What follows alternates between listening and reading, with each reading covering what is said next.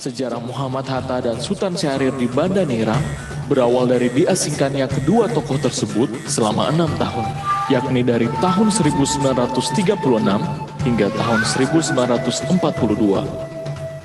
Hingga kini, rumah pengasingan kedua tokoh nasional tersebut masih ada dan terawat dengan baik. Selain itu, ada sekolah tinggi yang mengabadikan nama kedua tokoh tersebut, yaitu Sekolah Tinggi Hatta Syahrir, yang dibangun oleh Des Alwi, seorang lulusan sekolah rakyat yang digagas oleh Muhammad Hatta dan Sultan Syahrir di Pulau Banda.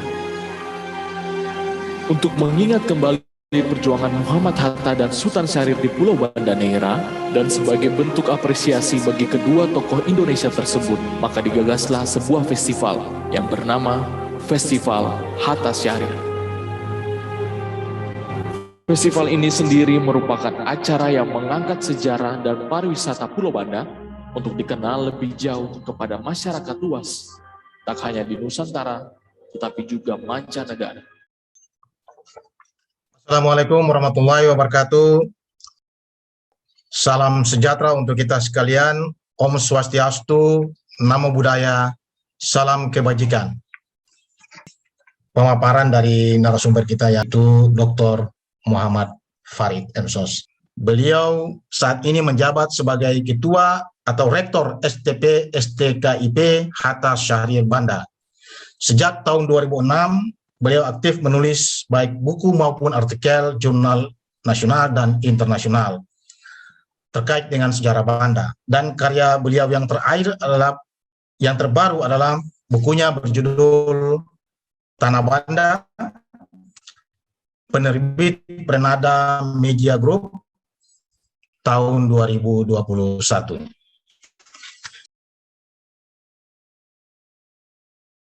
Dr.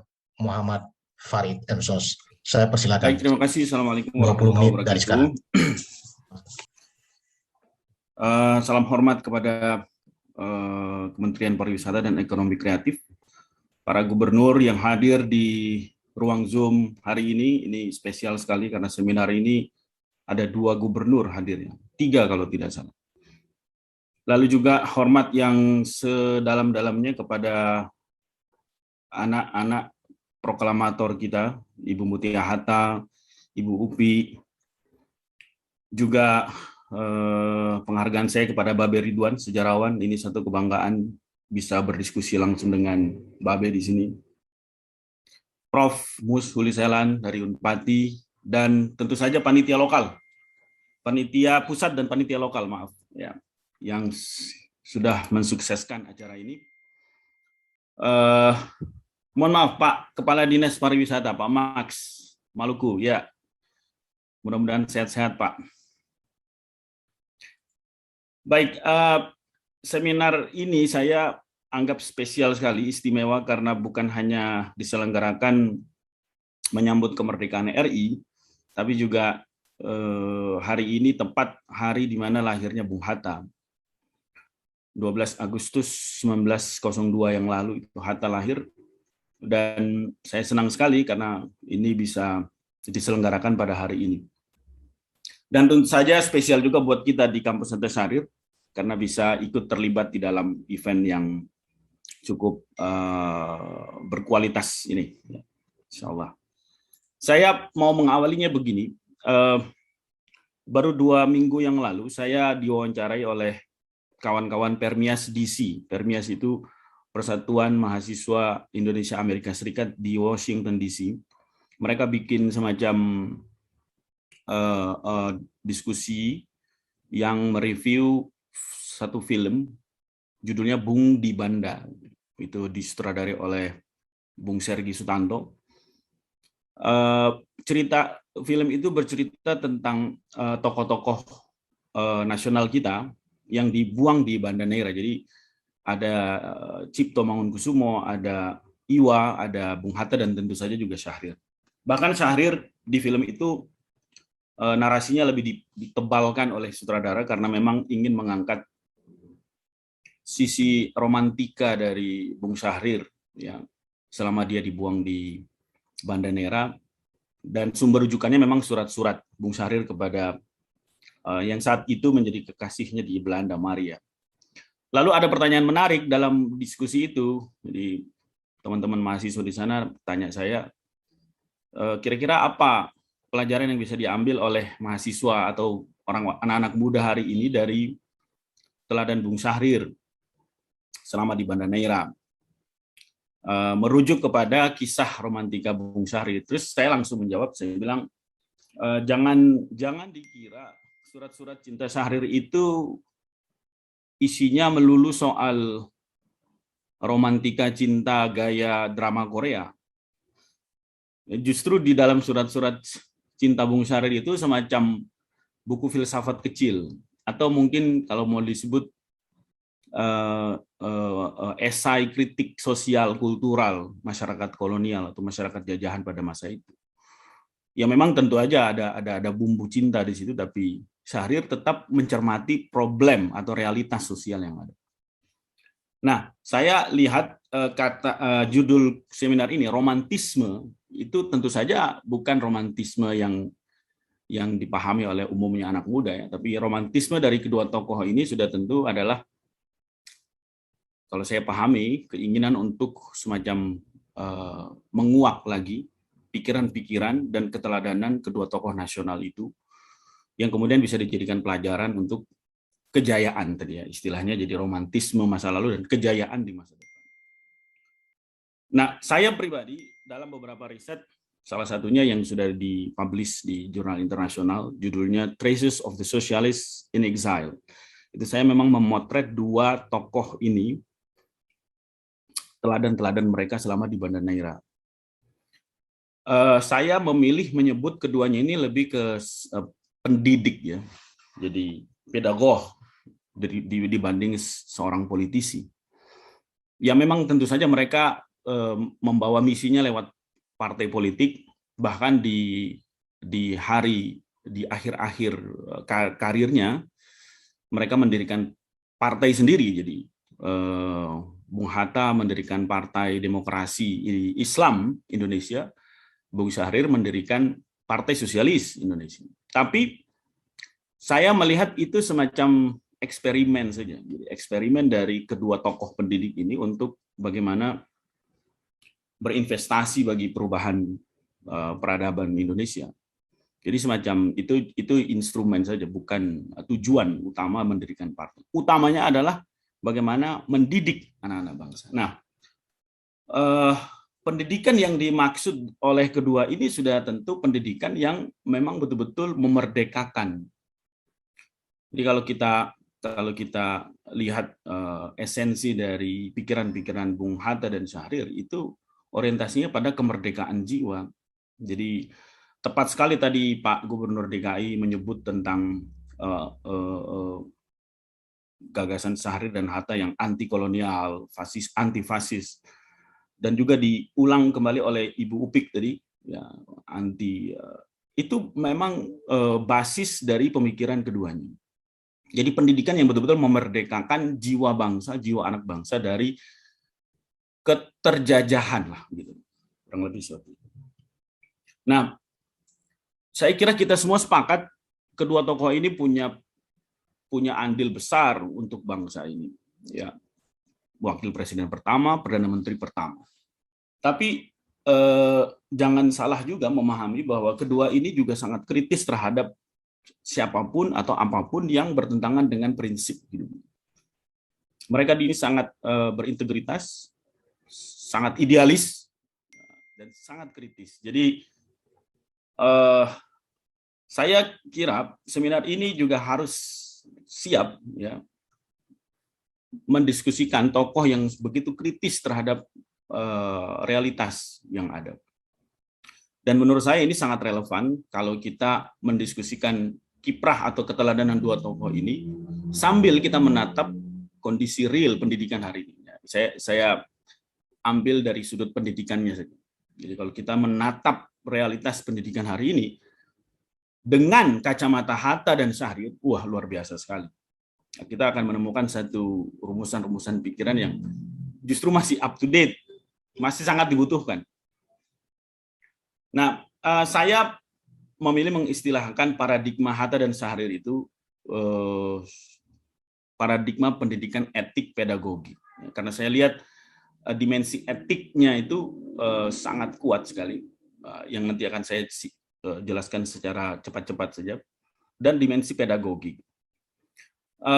Dalam riset saya, sebagaimana juga banyak ulasan yang juga sudah ditulis banyak penulis, kedua tokoh ini walaupun dibuang setelah dari Digul, mereka ke Banda itu tetap mendirikan sekolah, tadi sudah disampaikan. Jadi itu menunjukkan bahwa misi pendidikan itu tidak berhenti ketika PNI-nya mereka itu berhenti dengan dibuangnya mereka di Banda atau di Digul dan di Banda. Tapi misi pendidikannya walaupun tidak pakai mesin PNI, tapi mereka tetap mendirikan sekolah sore yang itu misinya untuk membantu atau menolong orang-orang anak-anak Banda yang tidak punya kesempatan sekolah di sekolah ILS, sekolah kolonial.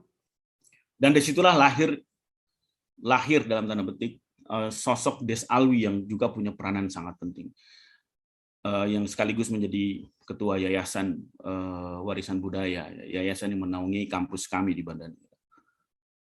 Nah, saya ingin menjawab apa yang tadi Pak Anies istilahkan pesan Hatta dan Syahrir dari Timur. Ini justru temuan saya di dalam riset yang saya sudah tulis.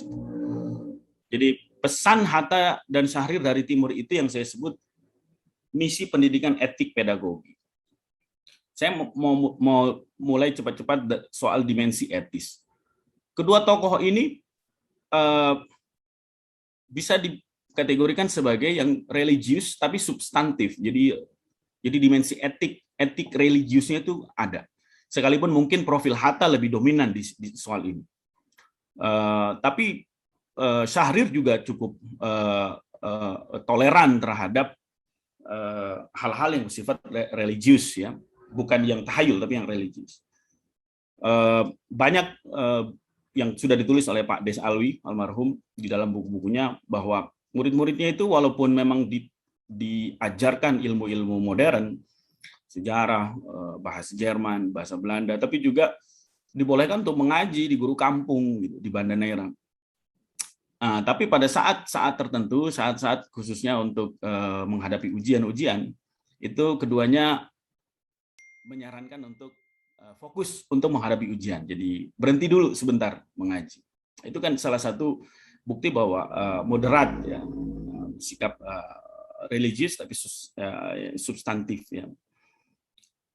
Yang juga saya lihat dari profil Om Des, ya, Pak Des Alwi, adalah kemandirian. Jadi saya baru memahami ternyata betapa Pak Des itu sangat mandiri dan tidak menerima bantuan dari pemerintah ketika mendirikan sekolah Hatta Syahrir di tahun 2001. Saya baru tahu itu ternyata setelah membaca narasi historis dari Bung Hatta dan Syahrir di Banda. Jadi ternyata waktu tiba di Banda Neira, Bung Syahrir dan Hatta melihat Pak Des lagi berenang di dermaga lama itu beberapa hari kemudian itu saran dari Bung Hatta dan Syahrir, kamu berhenti aja Des, jangan kamu cari uang koin dari yang dilempar oleh orang-orang kolonial itu di kapal-kapal itu, kamu bukan pengemis. Nah dari sini saya paham bahwa ternyata Pak Des itu sangat anti dengan bantuan pemerintah, jadi betul-betul mandiri sekali, jangan pengemis. Nah ini kan nilai-nilai yang sebenarnya sangat pas sekali untuk nilai-nilai edukasi, pengembangan karakter dan seterusnya. Nah, melihat Pak Des yang tidak mau menerima bantuan, ya bersama rekannya Prof. Hamadi membangun kampus Hatta Syahrir ini, ya Prof. Hamadi juga tidak mau menerima gaji selama dia menjabat sebagai ketua. Nah, ini kita saksikan semua. Saya sewaktu itu masih jadi dosen biasa. Kita saksikan semua. Jadi darah pejuang itu mengalir betul di Pak Des Alwi. Itu yang saya luar biasa sekali. Baik. Banyak hal dimensi etik yang lain seperti jujur, disiplin. Hatta itu sangat dikenal disiplin sekali. Kalau hadir di undangan orang Banda, pernikahan atau apa, dia selalu 5 atau 10 menit lebih awal. Dan kalau acara itu tidak mulai 5 sampai 10 menit dia harus kembali. Jadi luar biasa Bung Hatta itu. Pak Dokter, tinggal 5 menit Pak Dokter. Oke. 5 menit lagi, ya. Ya. ada dimensi pedagogis yang sebenarnya yang penting untuk kita pahami, kita mengerti di situasi hari ini ya. Jadi inti dari misi pendidikan Bung Hatta dan Syahrir itu sebenarnya pendidikan yang bertumpu pada etika itu sendiri. Jadi pendidikan yang betul-betul didasari oleh nilai-nilai etis kemanusiaan, memanusiakan manusia. Dan memanusiakan manusia itu hanya bisa dilakukan oleh manusia yang merdeka, yang bebas, tidak terkungkung oleh pengaruh-pengaruh dari luar, eksternal diri. Dan ini kita bisa jabarkan sama luar biasa dimensi pedagogis ini. Sebagai penutup, saya memahami teladan yang bisa kita ambil dari Hatta dan Syahrir untuk kejayaan masa depan ya. Jadi misi dari seminar ini. Menurut saya meneladani Hatta dan Syahrir itu ya tidak lain dan tidak bukan adalah melanjutkan misi pendidikan. Karena kemajuan peradaban itu tidak lain harus melalui edukasi. Bukan indoktrinasi, bukan. Nah, ini kritik terhadap kita semua. Jadi pendidikan yang memanusiakan manusia, yang mencintai budayanya, menjaga lingkungannya, yang semua itu menjadi pupuk bagi karakter anak bangsa. Yang mencinta, yang bangga dengan dirinya dan khazanah budaya Nusantara. Nah, kampus Hatta Syahrir itu menurut saya warisan yang paling otentik dari Bung Hatta dan Syahrir selama di Banda Neira. Tentu ada kampus-kampus yang lain. Kalau kita mau mendedikasikan sumbangsih pikiran dan segala macam untuk pendidikan, ya memang harus membantu seluruh lembaga pendidikan atau anak-anak yang Banda yang terdidik misalnya. Tapi sebagai warisan yang otentik adalah Bung Hatta dan Syahrir. Jadi pemilihan nama Bung Hatta dan Syahrir sebagai nama kampus oleh Pak Des dan Prof. Hamadi itu bukan sekedar oke, karena dulu mereka dua orang tinggal di sini lalu tidak. Tapi ada misi yang memang ingin digolkan, yaitu bagaimana memanusiakan manusia Banda. Saya ingin menyampaikan hal terakhir bahwa kampus Hatta Syahrir sudah melakukan misi itu ya. Salah satunya mewajibkan sejarah Banda itu untuk Babe tadi, sejarah Banda itu jadi wajib di semua prodi kita, di 5 prodi yang ada di sini. Dan kita juga sudah melakukan pemetaan, zonasi budaya, sejarah. Tapi hal yang perlu kita pahami bahwa itu sampai hari ini masih menjadi konsumsi akademik, masih menjadi konsumsi mahasiswa di perpustakaan, belum menjadi base dari developmentalism di Maluku maupun di Banda Neira. Saya benar-benar ingin bahwa Hatta dan Syahrir ini tidak sekedar romantika belaka, tapi betul-betul pikiran-pikirannya itu menjadi base dari pembangunan kita di Maluku dan khususnya Banda Neira. Itu yang ingin saya sampaikan. Terima kasih, mudah-mudahan bermanfaat. Salam hormat dan sehat semua. Assalamualaikum warahmatullahi wabarakatuh. Waalaikumsalam warahmatullahi wabarakatuh. Terima kasih Pak Dr. Muhammad Farid, STKIP Hatta Syahrir Banda. Ini pertanyaan sudah banyak yang masuk, saya mau memecahkan satu di antaranya. Pertanyaan dari 3 orang yang sama sebetulnya. Pertanyaan dan saran sebetulnya.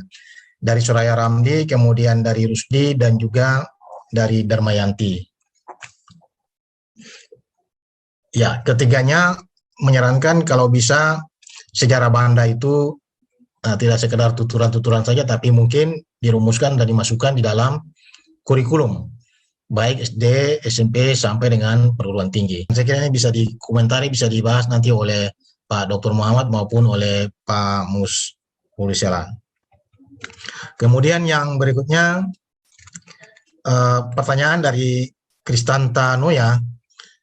Dia bertanya bahwa bagaimana meningkatkan minat para pemuda saat ini untuk kembali tertarik dengan sejarah. Itu tentu di sini juga termasuk sejarah Banda. Dan juga sebetulnya apakah ada cara memperkenalkan sejarah itu secara modern sehingga bisa menimbulkan minat ketertarikan dari para generasi muda tersebut. Nah, ini bisa juga dijawab oleh semua narasumber. Kemudian yang berikutnya ada pertanyaan dari Samuel Michael. apa saja kriteria atau apa kriteria untuk bisa menjadikan Banda sebagai destinasi wisata prioritas nasional? Nah, saya kira ini 3 pertanyaan yang bisa dijawab oleh para narasumber. Baik, yang pertama saya berikan kesempatan dulu untuk Pak Dr. Muhammad mungkin untuk merespon 3 pertanyaan tadi ataupun mana yang dianggap untuk perlu direspon. Silakan Pak Dr. Muhammad Farid. Oke. Saya coba. Tadi yang ketiga saya lupa, tapi oke. Yang pertanyaan pertama dulu ya. Sejarah Banda masuk ke kurikulum itu sudah kita bahas ya di level lokal di Banda. Dan juga pernah kalau tidak salah kita pernah menghadirkan orang di provinsi kalau tidak salah untuk membahas itu bagaimana supaya sejarah Banda khususnya itu masuk ke dalam kurikulum di level sekolah. Kalau di kampus kami sudah tadi saya sampaikan sudah wajib. Itu bahkan diwajibkan oleh Pak Des. Jadi buku pegangan utama itu dari buku Pak Des sendiri, almarhum Pak Des Alwi, Sejarah Banda Neira, yang saya sendiri yang menjadi editornya. Setelah Pak Des meninggal, saya yang mengambil alih tugas mengajarkan mata kuliah sejarah Banda. Saya mengapresiasi sekali keinginan dari teman-teman. Saya kenal yang bertanya tadi adalah seorang guru yang juga kawan saya. Itu bagus. Jadi kalau memang ada keinginan seperti itu, kita perlu semacam lokakarya ya, pertemuan yang khusus membahas itu bagaimana supaya bisa menerjemahkan narasi-narasi historis tentang Banda Neira untuk setiap level, jadi SD, SMP, SMA. Seperti itulah kurang lebih ya, kalau saya.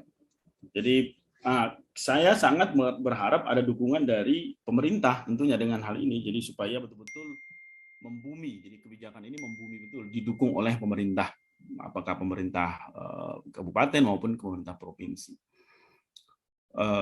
Itu yang pertama. Yang kedua soal metode membuat peserta atau siswa jadi tertarik dengan sejarah. Memang sejarah ini kan salah satu mata kuliah atau pelajaran yang kadang-kadang sering bikin mengantuk kan. Malas orang dengar ngocehnya dosen atau guru sejarah. Tapi kalau saya ada kiat, apalagi kita di Banda itu saya sering tidak terpaku dengan ruangan ya. Jadi kita keluar karena sejarah Banda Neira itu kan laboratorium sejarah. Jadi kalau bicara Syahrir saya ajak ke rumah Syahrir, kalau bicara Bung Hatta saya ajak ke rumah Hatta, kalau bicara kolonial VOC saya ajak ke Belgika misalnya. Kalau pas periode Inggris misalnya Kapten Cole ya saya bicara di Kapten Cole di ruangan kampus Hatta Syahrir sendiri. Itu salah satu kiat-kiat supaya membuat mahasiswa atau peserta didik itu menjadi lebih merasa dekat dengan objek historis itu sendiri. Jadi kan beda kalau hanya di dalam kelas, walaupun kelasnya ber-AC dengan PowerPoint itu saya kira sudah terlalu old style. Di Gunung Api itu ada satu wilayah historis sekali, tempat gantungnya orang-orang pribumi oleh VOC. Banyak juga yang baru tahu. Ada beberapa narasi sumber historis yang menyebutkan itu. Saya pernah ajak mahasiswa di sana, kita kuliah di sana, yang sekarang masih semak belukar. Juga ada benteng Kick the Port. Itu banyak yang sekitar mungkin 3-4 tahun yang lalu saya ajak, banyak yang bahkan Pak Camat terus terang baru tahu itu. Waktu saya sampaikan bahwa Kick the Port itu salah satu kalau tidak mau disebut benteng itu ya semacam loje atau loji. Nah itu situs-situs yang bisa sarana-sarana yang bisa dijadikan peserta yang belajar sejarah itu tertarik dengan sejarah. Kalau saya seperti itu. Baik, terima kasih Pak Dr. Muhammad. Iya. Selanjutnya saya berpindah dulu ke Pak Musuli Selan. Okay. Mus, ada tadi 3 pertanyaan itu. Kalau memang ada yang merasa perlu direspon oleh Bapak. Jadi nanti akan muncul buku dari seminar kita pada hari ini. Ya, dan itu membuat saya bangga juga jadi moderator hari ini. Luar biasa kita punya narasumber dan keynote speaker hari ini. Pergi ke Banda dengan Syahrini. tak lupa membeli halua kenari. Saya akhiri seminar ini, lain waktu kita ketemu lagi. Terima kasih. Bila taufiq hidayah. Wassalamualaikum warahmatullahi wabarakatuh. Salam sejahtera untuk kita sekalian. Shalom.